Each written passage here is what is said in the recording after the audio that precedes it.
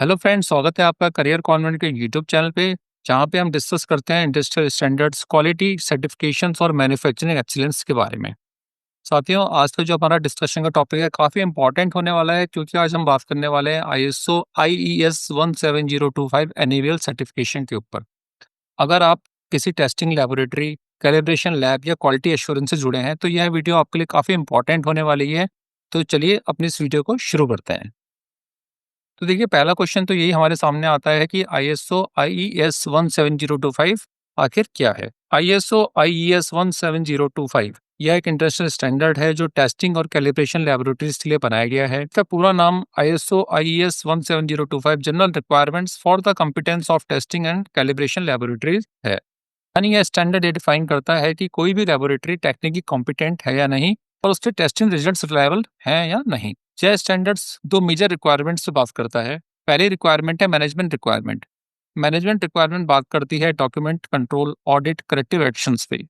जो second requirement है वो टेक्निकल रिक्वायरमेंट है, जो बात करती है method validation, measurement traceability, equipment calibration, uncertainty calculation etcetera पे।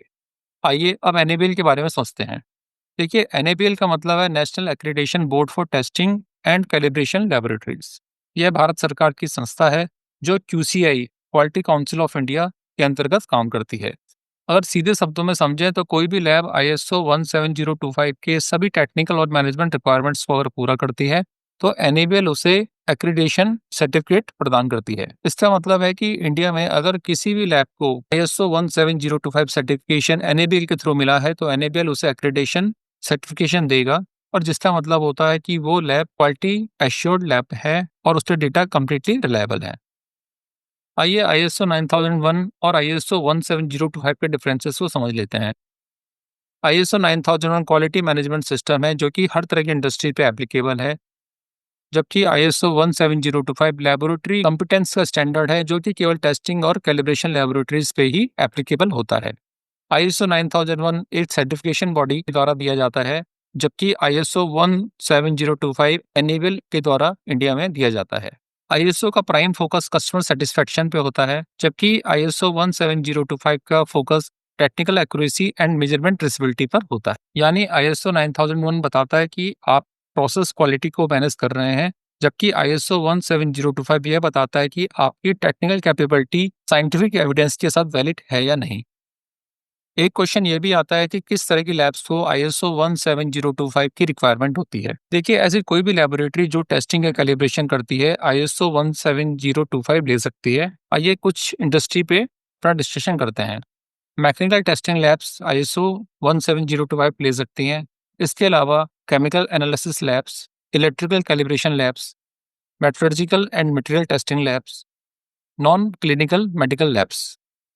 तो इन सभी तरह की लैब्स को अपने टेस्ट रिजल्ट को ग्लोबली एक्सेप्टेबल बनाने के लिए आईएसओ 17025 एक्रेडिटेशन की रिक्वायरमेंट होती है। अगला क्वेश्चन ये आता है कि आईएसओ 17025 के मेजर क्लॉजेस कौन-कौन से होते हैं। आइए मेजर क्लॉजेस के बारे में बात कर लेते हैं। आईएसओ 17025 के दो मेजर क्लॉजेस हैं, जिसमें क्लॉज ए मैनेजमेंट रिक्वायरमेंट की बात करता है, और मैनेजमेंट रिक्वायरमेंट में इम्पार्शियलिटी, डॉक्यूमेंट कंट्रोल, कापा, इंटरनल ऑडिट और मैनेजमेंट रिव्यू की बात होती है। क्लॉज बी टेक्निकल रिक्वायरमेंट की बात करता है, और यहाँ पे personal competency, testing method validation, equipment calibration, traceability, sampling and handling of test items की बात की जाती है।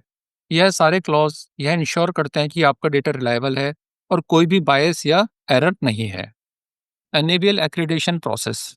अब बात करते हैं कि इंडिया में अगर किसी भी लैब को एनएबीएल लेना है तो उसके क्या प्रोसेस अडॉप्ट करना पड़ेगा। तो आइए step by step in process को समझते हैं।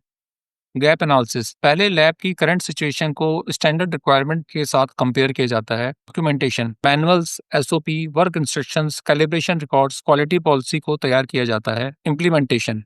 लैब में सभी सिस्टम्स और प्रोसीजर्स प्रैक्टिकली इंप्लीमेंट किए जाते हैं। Internal audit and review.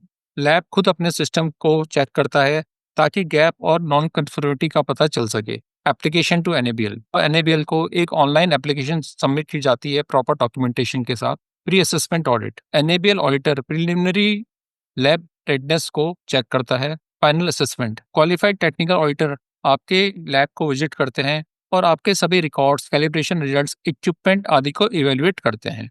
Corrective actions and approval. अगर कोई डेविएशंस हैं तो उन्हें प्रॉपर्ली क्लोज किया जाता है और सारे क्लोजर को वेरिफिकेशन करने के बाद एनएबीएल आपकी लैब को एक्रेडिटेशन सर्टिफिकेट इशू करता है। आइए एनएबीएल एक्रेडिटेशन के बेनिफिट्स पे बात कर लेते हैं। Global acceptance of results. आपके टेस्ट रिजल्ट को नेशनल और इंटरनेशनल लेवल पे एक्सेप्टेंस मिल जाती है। Customer trust and credibility. आपको कस्टमर ट्रस्ट और मार्केट क्रेडिबिलिटी मिलती है। ILAC MRA mark recognition. आपके रिजल्ट्स ILAC MRA मार्क के साथ ग्लोबली रिकॉग्नाइज्ड होते हैं। Tenders and export eligibility. आप गवर्नमेंट टेंडर्स और एक्सपोर्ट बिजनेस में एलिजिबल हो जाते हैं। Traceability and reliability. Management traceability maintain होती है जिससे डाटा रिलायबिलिटी बढ़ती है। यानी एक एनेबल एक्रेडिटेड लैब किसी भी इंडस्ट्री के लिए एक रिलायबल पार्टनर बन जाती है। Enable certificate example. Enable certificate में किस तरह की इंफॉर्मेशन दी जाती है, आइए उसको समझते हैं। Lab name, address and scope. Enable certificate में लैब का नाम, उसका एड्रेस और स्कोप की बात की जाती है। टेस्ट डिसिप्लिन, मैकेनिकल और केमिकल। यह बात की जाती है कि वो लैब किस तरह के टेस्ट को करने के लिए एलिजिबल है, मैकेनिकल टेस्ट को करने के लिए या केमिकल टेस्ट को करने के लिए। ISO IES 17025 2017 standard. लैब को अपने सर्टिफिकेट पर ISO IES 17025 2017 स्टैंडर्ड को यूज करने की परमिशन मिल जाती है और इसके साथ साथ सर्टिफिकेट के ऊपर NABL एंड ILAC MRA लोगो को यूज करने की भी परमिशन मिल जाती है। NABL सर्टिफिकेट की वैलिडिटी 2 साल होती है। अगर किसी मैकेनिकल टेस्टिंग लैब के पास NABL सर्टिफिकेट है तो उसमें टेंसाइल, हार्डनेस, इम्पैक्ट टेस्टिंग जैसे पैरामीटर क्लियरली मेंशन होते हैं। Validity and renewal. Enable accreditation की वैलिडिटी 2 साल होती है। रिन्यूअल से पहले एनेबल रीअसेसमेंट करता है ताकि वह इंश्योर कर सके कि लैब में सभी प्रोसेस सेम स्टैंडर्ड के साथ मेंटेन किए जा रहे हैं। Future scope and importance. आज के कॉम्पिटिटिव मैन्युफैक्चरिंग वर्ल्ड में OEMs और एक्सपोर्ट क्लाइंट्स केवल उन्हीं रिपोर्ट्स पर भरोसा करते हैं जो एनेबल एक्रेडिटेड लैब से सर्टिफाई होते हैं। साथ ही ISO 17025 कंप्लायंस आपके लैबोरेटरी मैनेजमेंट सिस्टम को इंटरनेशनल स्टैंडर्ड्स के अनुरूप बनाता है। इसलिए चाहे आप स्मॉल लैब चलाते हैं या लार्जर टेस्टिंग सेंटर, ये सर्टिफिकेशन आपकी ग्रोथ के लिए बहुत ही इंपॉर्टेंट है। फ्रेंड्स, आप समझ चुके होंगे कि ISO IES 17025 एक टेक्निकल कॉम्पिटेंसी स्टैंडर्ड है और NABL वो अथॉरिटी है जो लैब की कैपेबिलिटी को रिकॉग्नाइज करती है। इससे ना सिर्फ आपकी क्रेडिबिलिटी बढ़ती है बल्कि ग्लोबल लेवल पे आप अपने डेटा को रिप्रेजेंट कर सकते हैं। फ्रेंड्स, मैं उम्मीद करता हूँ कि आपको ये वीडियो इन्फॉर्मेटिव लगी होगी। अगर ये वीडियो आपको अच्छी लगी है तो इस वीडियो को लाइक करें, अपने फ्रेंड्स के साथ शेयर करें और कमेंट करके बताएं कि आप एनेबल के बारे में और क्या जानना चाहते हैं। आज के लिए फ्रेंड्स इतना ही। नमस्कार। Thank you.